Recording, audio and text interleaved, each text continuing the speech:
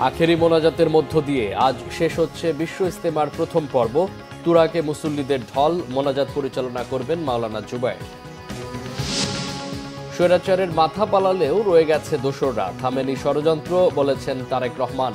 নেতাকর্মীদের জনসম্পৃক্ততায় দল শক্তিশালী করার তাগিদ। দ্রুততম সময়ে সম্ভাবনার নতুন বাংলাদেশ গড়ার আশা ডক্টর ইউনূসের। জুলাই অভ্যুত্থানের চেতনায় অটুট থাকার আহ্বান। যৌথ অভিযানে কুমিল্লার যুবদলের তৌহিদের মৃত্যুতে সেনা কমান্ডার প্রত্যাহার, স্বজনদের আহাজারি। অন্তর্বর্তী সরকারের আমলেও বিচার বহির্ভূত হত্যায় ক্ষোভ। দেখছিলেন গ্রাউন্ড 7 সংবাদ শিরোনাম, এবার বিস্তারিত। আখেরি মোনাজাতের মধ্য দিয়ে শেষ হচ্ছে বিশ্ব ইজতেমার প্রথম পর্ব। সকাল 9টায় হবে টঙ্গীর তুরাগ তীরের বিশ্ব ইজতেমার প্রথম পর্বের আখেরি মোনাজাত পরিচালনা করবেন মাওলানা মোহাম্মদ জুবায়ের। আখেরি মোনাজাতকে কেন্দ্র করে শনিবার রাত 12টা থেকে কয়েকটি সড়কে যান চলাচল বন্ধ রয়েছে। এদিকে শেষ দিনে মুসল্লিদের সংখ্যা বেড়েছে টঙ্গী ইজতেমা ময়দানে। বিদেশি অতিথিদের সংখ্যা ছাড়িয়েছে 1800। সার্বিক নিরাপত্তায় কাজ করে যাচ্ছে পুলিশ। এবারের ইজতেমা 3 ধাপে করায় সরকারের প্রতি কৃতজ্ঞতা জানিয়েছে ইজতেমার আয়োজক কমিটি। সুরায় নিজামের অনুসারীরা জানান, 3 পর্বে ইজতেমা আয়োজন করায় অতীতের চেয়ে ভোগান্তি কমেছে মুসল্লিদের। আগামীকাল থেকে শুরু হয়ে 7 ফেব্রুয়ারি পর্যন্ত চলবে দ্বিতীয় ধাপের ইজতেমার কার্যক্রম। বিএনপির ভারপ্রাপ্ত চেয়ারম্যান তারেক রহমান বলেছেন, ষড়যন্ত্রকারীরা বসে নেই, দাবি দাওয়ার ওসিলায় ষড়যন্ত্র অব্যাহত রেখেছে। যে কোনো মূল্যে জনগণের পাশে থাকায় এবং জনগণকে পাশে রাখতে দলের নেতাকর্মীদের আহ্বান জানান তিনি। বলেন, ঐক্যবদ্ধভাবে দেশের মানুষকে নিয়ে দেশকে আবার পুনর্গঠন করবে বিএনপি। আহমেদ সারোয়ারের রিপোর্ট। শনিবার সোহাগপুর আব্বাস উদ্দিন খান কলেজ মাঠে হয় ব্রাহ্মণবাড়িয়া জেলা বিএনপির দ্বিবার্ষিক সম্মেলন। এতে ভার্চুয়ালি যোগ দেন বিএনপির ভারপ্রাপ্ত চেয়ারম্যান। সম্মেলনে দেয়া বক্তব্যে নেতাকর্মীদের উদ্দেশ্যে তারেক রহমান বলেন, যেহেতু বিএনপি সবচেয়ে বড় দল, তাই তাদের দায়িত্বও বেশি। সেই দায়িত্ব সঠিকভাবে পালন করতে হলে দলের সকলকে যে কোনো মূল্যে ঐক্যবদ্ধ থাকতে হবে। স্বৈরাচারের মাথাটা পালিয়ে গিয়েছে, কিন্তু স্বৈরাচারের কিছু কিছু অবশিষ্ট এখনো রয়ে গিয়েছে বাংলাদেশে। এরা বিভিন্নভাবে মাথা চাড়া দেবার চেষ্টা করছে। এরা বিভিন্নভাবে চেষ্টা করছে নিজেদের অবস্থানকে কোনোভাবে গুছিয়ে নিয়ে আবার দেশটি তাদের দখলে নিতে। প্রিয় সহকর্মীবৃন্দ, তাদের এই লক্ষ্যকে আমরা হাসিল করতে দিতে পারি না। আমাদের মধ্যে মতপার্থক্য থাকতেই পারে, আমরা বসবো, আমরা আলোচনা করব। এক আলোচনায় শেষ না হলে আবার আলোচনায় বসবো। আলোচনার মাধ্যমেই আমরা সমস্যার সমাধান করব। আজকে যদি আমরা শুধুমাত্র নিজেদের স্বার্থ রক্ষার জন্য, নিজেদের স্বার্থ চিন্তা করার জন্য যদি আমরা শুধু তর্কে লিপ্ত থাকি আজ, তাহলে দেশ ধ্বংসের কিনারায় পৌঁছে গিয়েছে। সেই কিনারা থেকে দেশ পড়ে যাবে, সেই দেশকে আর উঠানো সম্ভব হবে না। আজকে যদি আমরা শুধুমাত্র নিজেদের স্বার্থ রক্ষার জন্য যদি তর্ক বিতর্কে লিপ্ত থাকি, সবচেয়ে বড় লাভবান কে হবে? সবচেয়ে বড় লাভবান হবে সেই পালিয়ে যাওয়া স্বৈরাচার, হবে সবচেয়ে বড় লাভবান। তিনি বলেন, ভোটের রায়ের মাধ্যমে যে কাজটি হয় সেটিতে জবাবদিহিতা থাকে। গত 15 বছর ভোট ছিল না, জবাবদিহিতা ছিল না বলেই প্রতিষ্ঠানগুলো ধ্বংস করে দিয়েছে পরাজিত শক্তি। সমগ্র দেশকে পুনর্গঠন করার জন্য কি কি করতে চায় বিএনপি, সমগ্র দেশের মানুষকে বিভিন্ন সমস্যা থেকে পর্যায়ক্রমিকভাবে বের করে আনার জন্য বাংলাদেশ জাতীয়তাবাদী দল, আপনাদের দল কি করতে চায় দেশের জন্য, সেই কথাগুলো বলা আছে। হ্যাঁ, বিভিন্ন মতামত থাকতেই পারে, বিভিন্ন বিষয়ে, সেটি রাজনীতির বিষয় হোক, আগামী দিনে সংসদ কিভাবে পরিচালিত হবে সেই বিষয় হোক, আগামী দিনে সংসদের মেয়াদ কত হবে সেই বিষয়ই হোক, যে বিষয় হোক না কেন, কোন সরকারের মেয়াদ কত হবে, সংসদের মেয়াদ কত হবে, কত একজন মানুষ কতবার প্রধানমন্ত্রী হতে পারবে, এরকম বিভিন্ন বিষয় থাকতেই পারে। কিন্তু সেই বিষয়গুলো আমরা আলোচনার মাধ্যমে সমাধান করতে সক্ষম। সেই বিষয়গুলো নিয়ে যদি মাত্রা অতিরিক্ত আলোচনা করি আমরা, তাহলে রাষ্ট্র পুনর্গঠন থেকে আমরা পিছিয়ে যাব। এবং রাষ্ট্র পুনর্গঠন থেকে যদি আমরা পিছিয়ে যাই, তাহলে এই দেশ এবং দেশের মানুষ ক্ষতিগ্রস্ত হবে। ষড়যন্ত্রকারীরা কিন্তু বসে নেই। বিভিন্ন দাবি দাওয়ার উছিলায়, বিভিন্নভাবে বিভিন্ন রকম ষড়যন্ত্রের মাধ্যমে তারা তাদের ষড়যন্ত্র অব্যাহত রেখেছে। এখন কাজ একটি, লক্ষ্য একটি, কথা একটি, দেশ পুনর্গঠন করতে হবে, দেশকে গড়ে তুলতে হবে, দেশকে সামনে এগিয়ে নিয়ে যেতে হবে। তার জন্য আমাদেরকে ঐক্যবদ্ধ থাকতে হবে, যে কোনো মূল্যে আমাদেরকে জনগণের পাশে থাকতে হবে, জনগণকে সাথে রাখতে হবে। মানুষের যাতে সমর্থন এবং আস্থা বাড়ে সেভাবে চলতে হবে, তাহলে দল শক্তিশালী হবে বলে আবারও মনে করিয়ে দেন তারেক রহমান। জনগণকে সাথে। আহমেদ সরওয়ার, বাংলা ভিশন, ঢাকা। অন্তর্বর্তীকালীন সরকারের প্রধান উপদেষ্টা ডক্টর মোহাম্মদ ইউনূস বলেছেন, জুলাই অভ্যুত্থান জাতিকে ঐক্যবদ্ধ করেছে। দুঃস্বপ্নের বাংলাদেশকে এখন নতুন বাংলাদেশে রূপান্তরের চেষ্টা চলছে। অর্থনৈতিক, রাজনৈতিক, প্রাতিষ্ঠানিক ও মানবিক দিক থেকে বিধ্বস্ত বাংলাদেশকে দ্রুততম সময়ে নির্দিষ্ট গন্তব্যে পৌঁছানোর চেষ্টা অব্যাহত রয়েছে। রিপোর্ট করছেন সিকান্দার রেমান। অমর ২১শে বইমেলার এবার ভিন্ন মাত্রা পেয়েছে। জুলাই গণ অভ্যুত্থান নতুন বাংলাদেশের বিনির্মাণ স্লোগানকে ধারণ করে এবারের আয়োজন। বাংলা সাহিত্যের বিভিন্ন ক্ষেত্রে অবদানের জন্য বাংলা একাডেমি সাহিত্য পুরস্কার ২০২৪ প্রদান করেন প্রধান উপদেষ্টা ডক্টর মোহাম্মদ ইউনূস।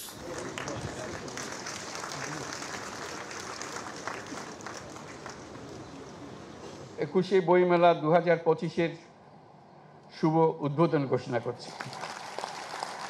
বইমেলার উদ্বোধন করে প্রধান উপদেষ্টা ১৯৫২ সালে ভাষার জন্য শহীদদের অবদানের কথা শ্রদ্ধার সাথে স্মরণ করেন। জুলাই অভ্যুত্থান জাতিকে ঐতিহাসিকভাবে ঐক্যবদ্ধ করেছে বলে জানান তিনি। মাত্র ৬ মাস আগে জুলাই অভ্যুত্থান জাতিকে এক ঐতিহাসিক গভীরতায় ঐক্যবদ্ধ করে দিয়েছে, যার কারণে আমরা অর্থনৈতিক, রাজনৈতিক, প্রাতিষ্ঠানিক এবং মানবিক দিক থেকে বিধ্বস্ত এক দেশকে দ্রুততম গতিতে আবার উদ্দিষ্ট গন্তব্যে পৌঁছানোর জন্য তৈরি করার প্রস্তুতি নিতে সাহস খুঁজে পেয়েছি। জুলাই অভ্যুত্থানের পর রাস্তার দেয়াল এখন ঐতিহাসিক দলিলে পরিণত হয়েছে বলে জানান প্রধান উপদেষ্টা। তিনি বলেন, অসম্ভবকে সম্ভব করে দিয়েছে দেশের ছাত্র জনতা। দুঃস্বপ্নের বাংলাদেশকে ছাত্র জনতা নতুন বাংলাদেশে রূপান্তরিত করার জন্য ঝাঁপিয়ে পড়েছিল। তারা অসম্ভবকে সম্ভব করে দেখিয়েছে। আমাদের তরুণ তরুণী, কিশোর কিশোরী রাস্তার দেয়ালে দেয়ালে তাদের স্বপ্নগুলো, তাদের আকাঙ্ক্ষাগুলো, তাদের দাবিগুলো অবিশ্বাস্য দৃঢ়তা এঁকে দিয়েছে। আমাদের রাস্তার দেয়াল এখন ঐতিহাসিক দলিলে রূপান্তরিত হয়ে গেছে। দেশকে সামনের দিকে এগিয়ে নিতে জুলাই অভ্যুত্থানের চেতনা ধারণ করে ঐক্যবদ্ধ থাকার উপর জোর দেন ডক্টর মোহাম্মদ ইউনূস। আমাদের সাহসী তরুণদের এই অভূতপূর্ব আত্মত্যাগ। সিকান্দার রেমান, বাংলা ভিশন, ঢাকা। কুমিল্লায় যৌথ বাহিনীর অভিযানে যুবদল নেতাকে হত্যার ঘটনায় প্রতিবাদ জানিয়েছে বিএনপি।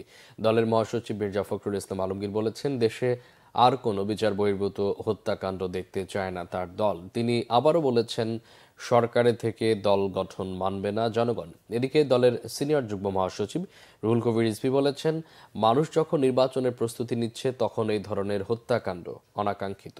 শনিবার আলাদা অনুষ্ঠানে তারা এসব কথা বলেন। বিএনপি চেয়ারপারসন বেগম খালেদা জিয়ার রোগমুক্তি ও অসহায় মানুষের মাঝে উপহার সামগ্রী বিতরণের আয়োজন করে ঢাকা মহানগর উত্তর বিএনপি। শনিবার বিকেলে উপহার সামগ্রী বিতরণ করে দলটি। এতে প্রধান অতিথি হিসেবে যোগ দেন দলের মহাসচিব মির্জা ফখরুল ইসলাম আলমগীর। অংশ নেন মহানগরের বিভিন্ন পর্যায়ের নেতাকর্মীরা।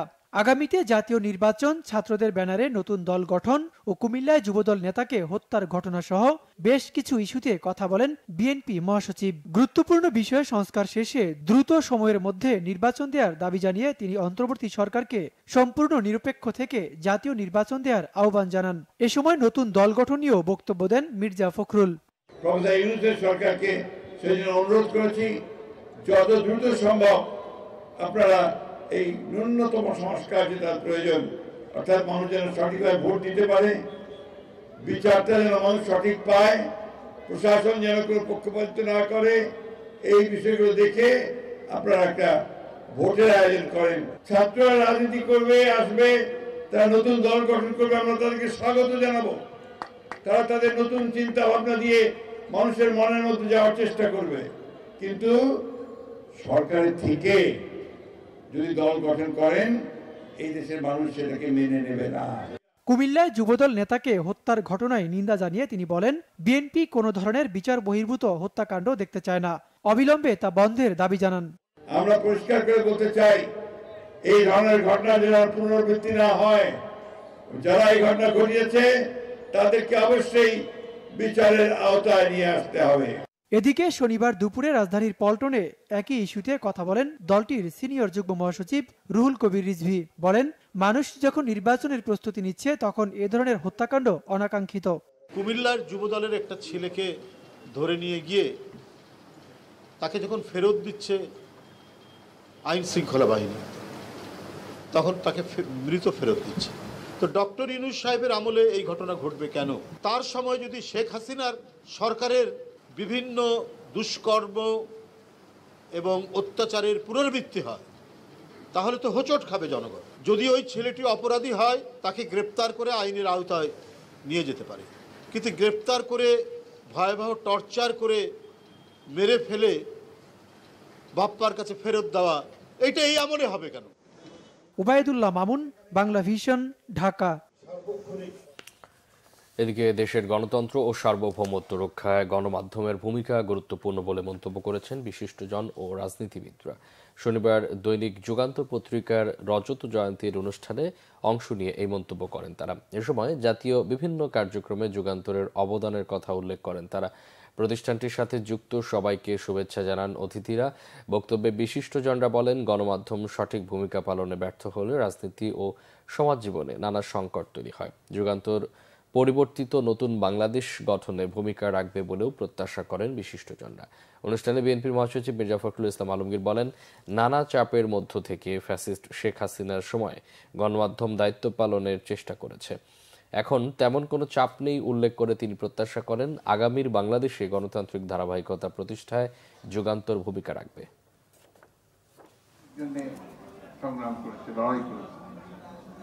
বাংলাদেশের মানুষ 1971 সালে স্বাধীনতা যুদ্ধ করেছে গণতন্ত্রের জন্য। বাংলাদেশের মানুষ 24-এ প্রাণ দিয়েছে এই স্বাধীনতার জন্য, গণতন্ত্রের জন্য এবং তার কথা বলার অধিকারের জন্য। আমি বিশ্বাস করি যে যুগান্তর তার সেই ভূমিকা অক্ষুণ্ণ রাখবে এবং বাংলাদেশে যে নতুন বাংলাদেশ নির্মিত হতে চলেছে, সেই নতুন বাংলাদেশে তার ভূমিকা অবশ্যই সে রাখতে সক্ষম হবে। স্বৈরাচারের ফিরে আসার পথ বন্ধ করতে মতপার্থক্য ভুলে রাজনৈতিক ঐক্য গড়ে তোলার আহ্বান জানিয়েছেন সংবিধান সংস্কার কমিশনের প্রধান ডক্টর আলী রিয়াজ। শনিবার রাজধানীর ইস্কাটনে Centre for Democracy and Good Governance আয়োজিত গণ অভ্যুত্থান পরবর্তী বাংলাদেশের সুশাসন ও গণতন্ত্র সেমিনারে একথা বলেন তিনি। বলেন, গণ অভ্যুত্থানের চেতনা ধারণ করে জবাবদিহিমূলক গণতান্ত্রিক ব্যবস্থা গড়ে তুলতে এক হতে হবে সবাইকে। একই সাথে রাজনৈতিক দলগুলোর মধ্যে ঐক্যের তাগিদও দেন তিনি। এ সময় ৭২-এর সংবিধানের মাধ্যমে দেশে ব্যক্তিতান্ত্রিক ও স্বৈরতন্ত্রের পথ খুলে দেওয়া হয়েছে মন্তব্য করে সংবিধান সংস্কার কমিশনের প্রধান বলেন, স্বৈরাচার আসার পথ বন্ধ করার জন্য সংবিধানের কাঠামোগত সংস্কারের প্রয়োজন। সেমিনারে সুপ্রিম কোর্টের সাবেক বিচারপতি AFM আব্দুর রহমান বলেন, সংস্কার না হলে দেশে আবারও স্বৈরাচার আসবে, তাই রাষ্ট্র কাঠামো পুনর্গঠন অপরিহার্য। কিন্তু যে জায়গাগুলোতে ঐকমত্য প্রতিষ্ঠিত হয়েছে, শুধু ব্যক্তির অপসারণ নয়, কাঠামোগতভাবে বাংলাদেশের শাসন ব্যবস্থা পরিবর্তন, গণতন্ত্রায়নের যে সুযোগ রক্ত দিয়ে তৈরি হয়েছে, প্রাণ দিয়ে তৈরি হয়েছে, যে বিষয়ে রাজনৈতিক দলগুলোর মধ্যে ভিন্নমত নেই। আসুন আমরা সেই জায়গায় এক থাকি। ভিন্নমত অন্য জায়গায় আছে, সেগুলি নিয়ে কথা হবে, সকলে আলোচনা করবেন অব্যাহত, কারণ এটাই তো গণতন্ত্র। আমি আমার কথা বলবো, আপনি আপনার কথা বলবেন, আমরা দ্বিমত পোষণ করব, কিন্তু সংকটকালে আমরা একত্রে দাঁড়িয়েছি পথে। কুমিল্লায় যৌথ বাহিনী আটকের পর যুবদল নেতা তৌহিদুল ইসলামের মৃত্যুর ঘটনায় উচ্চ পর্যায়ের তদন্ত কমিটি গঠন করা হয়েছে, জানিয়েছে আন্তঃবাহিনী জনসংযোগ পরিদপ্তর ISPR। একই সাথে ক্যাম্প ইনচার্জকে প্রত্যাহার করা হয়েছে।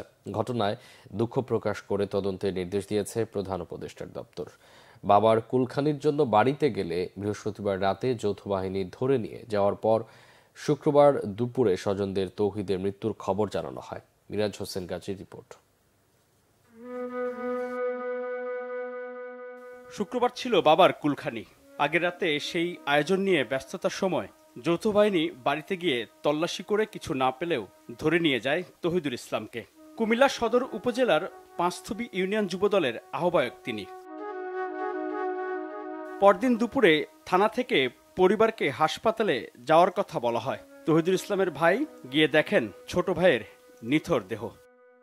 আমার ভাইটারে কই বাড়িতে অস্ত্র আছে, অবৈধ অস্ত্র আছে, এই তাল্লাশি করবো, করেন তাল্লাশি করে আমাদের সব ঘরগুলো আছে, ওরা তাল্লাশি করে কিছু পাইলো না। যাওয়ার সময় আপনাদের 7টা মোবাইল নিয়ে গেছে। তা আমি বলছি আমার মোবাইল কেন নিয়ে গেছে? এই সেনাবাহিনীর লোক, তাদের সাথে 3টা বা 4টা লোক ছিল সিভিল, তারা মুখ বাঁধা, তারা সেনাবাহিনী না। 4টা লোক আছে, তারা এরা সেনাবাহিনী না, এরা আবার সেনাবাহিনীর গাড়িতে আসছে না, সিভিল গাড়ি, লাল কালারের একটা গাড়ি। এদিকে যৌথ বাহিনী আটকের পর নির্যাতনে যুবদল নেতার মৃত্যুর খবর ছড়িয়ে পড়লে সামাজিক যোগাযোগ মাধ্যম সহ নানা মহলে প্রতিবাদের ঝড় ওঠে। স্থানীয় যুবদল সহ এলাকাবাসী প্রতিবাদে পালন করে কর্মসূচি। পরিবার ও এলাকাবাসী জানিয়েছে, তৌহিদুল ইসলাম চট্টগ্রামের একটি শিপিং কোম্পানিতে চাকরি করতেন। গেল রবিবার বাবার মৃত্যু হয়, সেই কুলখানির আয়োজনেই বাড়িতে এসেছিলেন। তৌহিদুল ইসলামের নামে স্থানীয় থানায় মামলা বা কোনো সাধারণ ডায়েরি নেই বলে দাবি করেছে পরিবার। এমনকি এলাকাতেও তার নামে নেই কোনো অভিযোগ। 4 কন্যা সন্তানের পিতা তৌহিদুল ইসলামের এই করুণ মৃত্যু মেনে নিতে পারছে না স্বজন ও এলাকাবাসী। কোনো কিছু পায় নাই, না পাইয়াও ওকে নিয়ে যাচ্ছে। তখন আমার মেজর মনসভা বলতেছে, কি ব্যাপারে আপনি আমার ভাইকে নিয়ে যাচ্ছেন, কি কারণ? আপনি তো কিছু পান নাই। বলছে আরো কয়েকদিন ধরার আছে, ওদেরকে ধরতে পারলে ওকে সাইডে দিবে। আপনারা আরেকটা ইয়ার সামনে আসেন, এই কি ক্যান্টনমেন্ট জানি বললো, ওইটার সামনে আসেন, কালকে সকালে আসবেন, তাহলে আপনাদের মোবাইলগুলো নিয়ে যেতে পারবেন। তাহলে বলছে ঠিক আছে, তাহলে তো আর কোনো চিন্তা নেই, কারণ সেনাবাহিনী কখনো আমাদের ক্ষতি করবে না। এদিকে তৌহিদুল ইসলামের মৃত্যুর ঘটনায় প্রধান উপদেষ্টার দপ্তর থেকে শোক প্রকাশ করা হয়েছে। একই সাথে তদন্ত কমিটি গঠনের নির্দেশও দেওয়া হয়। এদিকে কুমিল্লায় যৌথ বাহিনীর অভিযানে বেসামরিক ব্যক্তির মৃত্যুর প্রসঙ্গে সংবাদ বিজ্ঞপ্তি প্রকাশ করেছে আন্তঃবাহিনী জনসংযোগ পরিদপ্তর আইএসপিআর। বিজ্ঞপ্তিতে এই অনাকাঙ্ক্ষিত ও দুঃখজনক ঘটনাটি তদন্তে যথাযথ পদক্ষেপ গ্রহণ করা হয়েছে বলে উল্লেখ করা হয়। ইতিমধ্যে উক্ত সেনা ক্যাম্প কমান্ডারকে তাৎক্ষণিকভাবে প্রত্যাহার করা হয়েছে উল্লেখ করা হয় সংবাদ বিজ্ঞপ্তিতে। এছাড়াও মৃত্যুর সঠিক কারণ উদ্ঘাটনের জন্য একটি উচ্চপদস্থ তদন্ত কমিটি গঠন করা হয়েছে। দ্রুত ঘটনা তদন্ত করে দায়ীদের শাস্তির আওতায় আনার দাবি জানিয়েছেন তৌহিদুল ইসলামের স্বজন, রাজনৈতিক সহকর্মী ও এলাকাবাসী। মিরাজ হোসেন গাজী, বাংলা ভিশন। জাতীয় নাগরিক কমিটির আহ্বায়ক নাসির উদ্দিন পাটোয়ারি বলেছেন, নারীদের অংশগ্রহণ না থাকলে গণ অভ্যুত্থান সফল হতো না। গতকাল জাতীয় নাগরিক কমিটির কেন্দ্রীয় কার্যালয়ে গণ অভ্যুত্থান পরবর্তী নতুন রাজনৈতিক বন্দোবস্তে নারীর হিস্সা বিষয়ক এক আলোচনা সভায় কথা বলেন তিনি। আগামীর বাংলাদেশে নারীদের হিস্সা বুঝিয়ে দিতে না পারলে দেশ এগোবে না বলে উল্লেখ করেন বক্তারা। বলেন, জাতীয় নাগরিক কমিটির নারী সেল আগামীতে নারী নিরাপত্তা ও অধিকার প্রতিষ্ঠায় কাজ করবে। বক্তারা রাজনীতিতে নারীদের সুষ্ঠু পরিবেশ নিশ্চিত করার তাগিদ দেন। আলোচনা সভায় নাগরিক কমিটির কেন্দ্রীয় নেতারা ও বিভিন্ন সামাজিক পেশাজীবী সংগঠকরা বক্তব্য রাখেন। লিটারে 1 টাকা বাড়িয়ে জ্বালানি তেলের নতুন দাম সমন্বয় করা হয়েছে, যা কার্যকর হয়েছে 1 ফেব্রুয়ারি থেকেই। দাম বৃদ্ধিতে সবচেয়ে বিপাকে পড়েছেন নিম্ন ও মধ্যবিত্তরা। নতুন করে দাম সমন্বয়ে ক্ষোভ জানান তারা। ব্যবসায়ীরা বলছেন, জ্বালানির দাম বাড়ায় প্রভাব পড়বে উৎপাদন খরচে। এতে উচ্চ মূল্যস্ফীতির আগুনে নতুন করে ঘি ঢালার মতো অবস্থা হবে।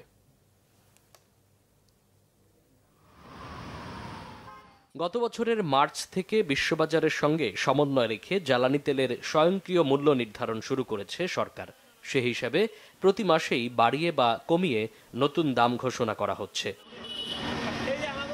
তারই ধারাবাহিকতায় এবার নতুন দাম নির্ধারণ করে শুক্রবার প্রজ্ঞাপন জারি করে বিদ্যুৎ, জ্বালানি ও খনিজ সম্পদ মন্ত্রণালয়। এতে প্রতি লিটার ডিজেল ও কেরোসিনের দাম 104 টাকা থেকে বাড়িয়ে 105 টাকা, পেট্রোল প্রতি লিটার 121 থেকে 122 টাকা এবং অকটেনের দাম 125 টাকা থেকে 126 টাকা করা হয়েছে। ডিজেল আগে ছিল 104 টাকা, এখন হচ্ছে 105 টাকা। আর অকটেন আগে ছিল 125 টাকা, এখন হচ্ছে 126 টাকা। নতুন দাম বৃদ্ধিতে জীবনযাত্রায় নেতিবাচক প্রভাব পড়বে বলে মনে করছে সাধারণ মানুষ। তেলের দামটা বাড়ার জন্য আমরা খুশি না। তেলের দামটা বাড়লে এই যে বাড়ছে আমাদের অনেক ক্ষতি হচ্ছে, একটু কমায় দিলে ভালো হতো। নিত্য প্রয়োজনীয় জিনিসের নিত্য বাড়াই, এটা হলো কোন দেশ? এটা ইউএস, আমেরিকা নাকি লন্ডন নাকি যুক্তরাষ্ট্র? 1 টাকা প্রতি লিটার মানে প্রতিদিন মানে অনেক টাকা বাড়ানো। এটা সাধারণ জীবনযাপন যারা করতেছে, যারা রাইড করে চলতেছে তাদের জন্য আসলে খুব কষ্ট হয়। তেলের দাম তো বাড়তেছে, আমরা তো বাড়াবাড়ি দেন, আমরা বাড়াবাড়িতে গেলে কইতে আছে বাড়া আরো কমে গাড়ি হইতেছে। জ্বালানি তেলের উপর নির্ভরশীল দেশের অধিকাংশ কলকারখানা নতুন দাম বৃদ্ধিতে কারখানার অপারেশন কস্ট নতুন করে বাড়ার শঙ্কা করছেন ব্যবসায়ীরা। মূল্যস্ফীতির কথা চিন্তা করে হলেও এমন সিদ্ধান্ত থেকে বেরিয়ে আসার পরামর্শ তাদের। যদি শিল্প কলকারখানার উৎপাদন খরচের ওপরে যদি কোনো পণ্যের মূল্য প্রভাব ফেলে, সেটা কিন্তু যারা শিল্প উদ্যোক্তা তাদের যেমন প্রভাবিত করবে ঋণাত্মকভাবে, তেমনি যারা ভোক্তা সাধারণ তাদেরও কিন্তু জীবনযাত্রায় এই ব্যয় বৃদ্ধি পাবে এবং তাদের জন্য কিন্তু এটা ভালো কিছু বয়ে আনবে না। সম্মিলিত যে এর যে ইম্প্যাক্ট এটা কিন্তু যে আবার ওই মুদ্রাস্ফীতিতে আরও বেগবান করবে। দেশে ব্যবহৃত অকটেন ও পেট্রোল ব্যক্তিগত যানবাহনেই বেশি ব্যবহার হয়, এমন নির্দেশিকা প্রকাশ করা হয় 2024 সালের 29 ফেব্রুয়ারিতে। মামুন আব্দুল্লাহ, বাংলা ভিশন, ঢাকা। বিদ্রোহী নারী ফুটবলারদের নিয়ে আগ্রহ নেই পিটার বাটলারের, যারা আছেন তাদের নিয়েই অনুশীলন করতে চান তিনি। এদিকে নারী ফুটবল কমিটির চেয়ারম্যান মাহফুজা আক্তার কিরণ বলেছেন, দেশের স্বার্থে, নারী ফুটবলের স্বার্থে মেয়েদের অনুশীলনে ফেরা উচিত। মনির হোসেন খানের রিপোর্ট। গত বৃহস্পতিবার সাবিনা খাতুন সহ 18 জন নারী খেলোয়াড় কোচ বাটলারের অধীনে অনুশীলন করবেন না বলে ঘোষণা দেন। যদিও বাটলার নিজের জায়গায় অটল, ভাবছেন কেবল অনুশীলনে যোগ দেওয়া খেলোয়াড়দের নিয়েই। যেসব খেলোয়াড় পেয়েছি তাদের নিয়েই কাজ করছি, কাজ চলমান থাকবে। বিদ্রোহী খেলোয়াড়দের নিয়ে আমার কোনো ধারণা নেই, আগ্রহ নেই। সাবিনাদের ফেরাতে চেষ্টা করে যাচ্ছেন বাফুফের নারী কমিটির প্রধান মাহফুজা আক্তার কিরণ। আমরা কাজ করে যাচ্ছি ইন্টারনালি, আমরা চেষ্টা করে যাচ্ছি। আমরা তো অবশ্যই চাবো যে মেয়েরা ক্যাম্পে থাকবে, ট্রেনিং করবে এবং খেলতে যাবে, এটাই আমাদের চাওয়া। এর বাইরে তো অন্য কিছু চাওয়া নেই এবং সেটা নিয়ে আমরা কন্টিনিউয়াস কাজ করে যাচ্ছি। আমি আজকেও মেয়েদের সাথে বসছি, তাদেরকে আমার পক্ষ থেকে যতটা বোঝানোর আমরা সেটা বুঝিয়েছি। বাংলাদেশ ফুটবল ফেডারেশন বিষয়টি নিয়ে তদন্ত শুরু করেছে। 7 সদস্যের কমিটি প্রথম বৈঠক করেছে শনিবার। তবে এখনই উপসংহারে যেতে রাজি নন তদন্ত কমিটির প্রধান বাফুফের সিনিয়র সহসভাপতি ইমরুল হাসান। শনিবার প্রথমবারের মতো বঙ্গবন্ধু স্টেডিয়ামে 13 জন নারী ফুটবলার অনুশীলন করেছেন বাটলারের অধীনে। মনির হোসেন খান, বাংলা ভিশন, ঢাকা। এবার বিপিএলে ম্যাচ ফিক্সিং ইস্যুতে সরব হয়েছেন ক্রীড়া উপদেষ্টা আসিফ মাহমুদ সজীব ভুঁইয়া। গতকাল রাতে মিরপুরে বিসিবি কর্মকর্তাদের সাথে গুরুত্বপূর্ণ মিটিং করেছেন তিনি। প্রতিশ্রুতি দিয়েছেন ফিক্সিং তদন্তে সরকারি সহযোগিতার। জাতীয় ক্রীড়া পরিষদ থেকে একটা সত্য অনুসন্ধান কমিটি করে দিয়েছেন তিনি। এছাড়া ম্যাচ ফিক্সিং ইস্যুতে বিসিবির অ্যান্টি কারাপশন ইউনিট একও তদন্ত করছে। ক্রীড়া উপদেষ্টা বলেছেন, দুর্বার রাজশাহীর মালিকের সাথে কথা হয়েছে, তিনি ক্রিকেটারদের পারিশ্রমিক প্রদানে আশ্বস্ত করেছেন। যদি এই শর্ত পালন না করেন তাহলে আইনের আশ্রয় নেওয়া হবে।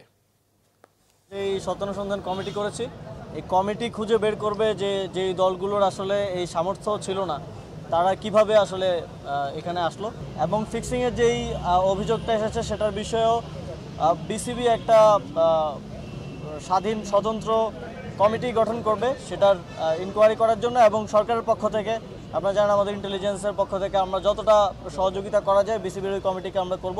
আমি আজকে সরাসরি রাজশাহীর মালিকের সাথে কথা বলেছি এবং তিনি আমাদেরকে আশ্বস্ত করেছেন যে তিনি পেমেন্টটা ক্লিয়ার করবেন, এবং আমরা আমাদের পক্ষ থেকে বলেছি যদি তিনি সেটা করতে ব্যর্থ হন অথবা না করেন সেক্ষেত্রে পরবর্তীতে আমরা কথা বলার মধ্যে থাকবো না, আমরা আইনি ব্যবস্থা নেব। আমরা এমনভাবে কথা বলছি যে BPL was like everything was 100% correct, শুধু এই বছর এসে প্রবলেম হয়েছে, এটা না। আপনারা বুঝতে হবে ভালো কাজ খারাপ কাজটা কি। সংবাদ শেষ করব ক্রাউন সিমেন্ট শিরোনামগুলো আরেকবার জানিয়ে। আখেরি মোনাজাতের মধ্য দিয়ে শেষ হচ্ছে বিশ্ব ইজতেমার প্রথম পর্ব। তুরাগে মুসল্লিদের ঢল, মোনাজাত পরিচালনা করবেন মাওলানা জুবায়ের। স্বৈরাচারের মাথা পালালেও রয়ে গেছে দোসররা, থামেনি ষড়যন্ত্র, বলেছেন তারেক রহমান। নেতাকর্মীদের জনসম্পৃক্ততায় দল শক্তিশালী করার তাগিদ। দ্রুততম সময়ে সম্ভাবনার নতুন বাংলাদেশ গড়ার আশা ডক্টর ইউনূসের। জুলাই অভ্যুত্থানের চেতনায় অটুট থাকার আহ্বান। যৌথ অভিযানে কুমিল্লায় যুবদলের তৌহিদের মৃত্যুতে সেনা কমান্ডার প্রত্যাহার, স্বজনদের আহাজারি।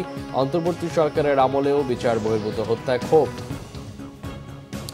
এই ছিল এখনকার মতো। পরের সংবাদ সকাল 10টায়। এর আগে 9টা রয়েছে নিউজ টপ 10 দেখার আমন্ত্রণ রইল। এছাড়া বাংলা ভিশন সংবাদ ও সংবাদ সংশ্লিষ্ট অনুষ্ঠান দেখতে ভিজিট করুন www.bvnews24.com ও facebook.com/banglavisionnews এবং সাবস্ক্রাইব করুন youtube.com/banglavisionnews। এতক্ষণ সাথে থাকায় অসংখ্য ধন্যবাদ।